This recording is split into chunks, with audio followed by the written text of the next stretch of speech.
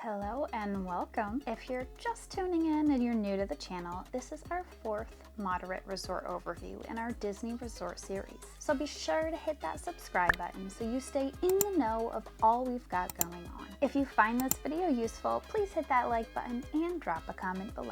So without further ado, let's get going. Coronado Springs was the very first resort I ever stayed at here on Disney World property. So as you can imagine, it has a bit of sentimental value for us. This resort was incredible even before they made this show-stopping edition of the Gran Destino Tower, which is now your first impression when you show up to this resort. The only method of transportation to parks or Disney Springs is going to be by bus or rideshare. For those of you concerned about where it is situated in terms of the parks, it's closest to Blizzard Beach. This gorgeous property, themed to American Southwest, is not only breathtaking, it really has it all. If you're looking for deluxe amenities at moderate pricing, this is the resort you'll want to stay at. Keep watching and you'll see what I mean. Now let's talk food. There's no shortage of food options here, and that's one of the reasons it feels more deluxe than moderate to me. Experience dining with a breathtaking view at the top of the Gran Destino Tower at Toledo's, or the Dahlia Lounge, which is on the 16th floor of the tower, or head back down to the lobby for some alternative options. The Barcelona Lounge has got you covered if you'd like to grab a drink or a small bite to eat while you peruse the property. As you explore, you'll find the indoor walkway that leads you to the check-in lobby for the rest of the Coronado Resort. From here, you can access Panchitos, the on-site gift shop with plenty of resort-specific merchandise to choose from, as well as your standard essentials. Or you can skip over it and head back towards your other food options. Rick's Cafe is going to have bakery goods, resort mugs, and snacks for quick grab-and-go-ease. It's also located right by Rick's Sports Bar and Grill. This is an awesome little sit-down grill option that our family loves. With a nice casual setting and standard menu, it's a win-win for most people. Next door is your quick-service cafeteria dedicated to serving the El Mercado de Coronado. If you aren't interested in the sit-down dining option and prefer a more hybrid fast food style approach to get on with your day, this is your best option. There's generous seating availability and a wide variety of food options for even the pickiest of eaters. Outside of that, you've got the Maya Grill for another sit-down restaurant with an intimate vibe. Step outside and you'll stumble across the Laguna Bar situated on the lake for a stunning view.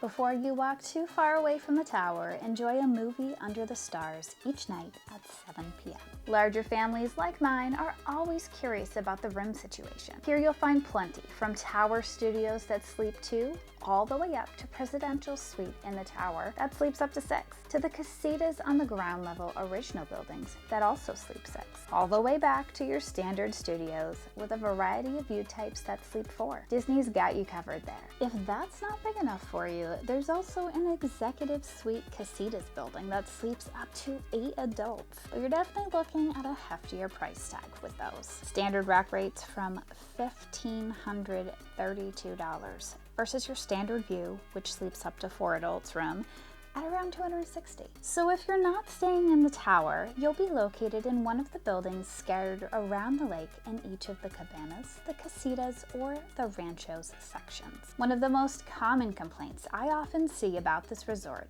is the amount of walking you need to do in order to get to your room. Personally, I love the spread out feel many of the Disney sprawling resorts have, and this has never bothered me. It provides plenty to look at, things to explore, and gives you something to do when you're not at the parks.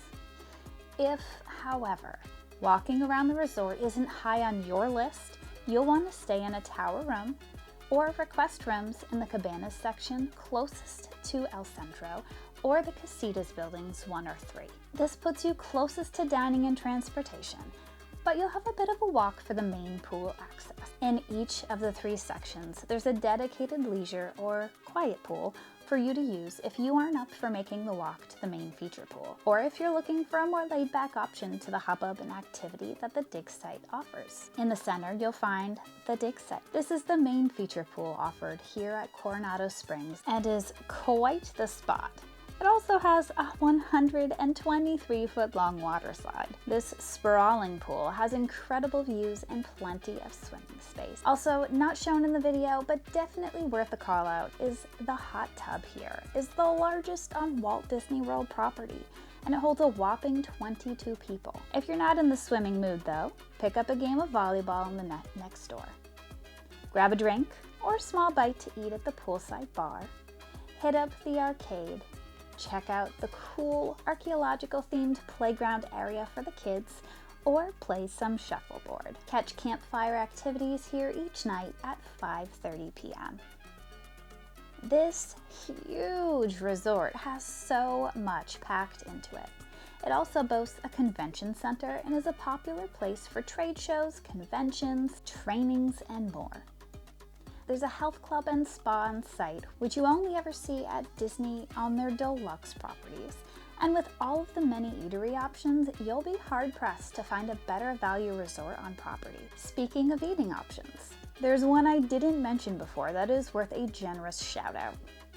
The incredible, popular overwater dining experience at the Three Bridges Bar is a unique dining option on property not to be missed. In addition to all of this, you'll find painting and mosaic activities scheduled throughout the week, and the almost mile-long jogging trail for the active folks. With so much offered here, you can easily make this a resort-only stay or a laid-back trip. Hopefully you found this overview helpful and informative. If you've stayed here before, what are your thoughts on this resort? We love staying here at Coronado Springs and love recommending this spot to family and friends. Up next, we'll chat a bit about the cabins at Fort Wilderness before we dive into the deluxe resort categories on property. Thank you so much for sticking around, and we'll see you next time.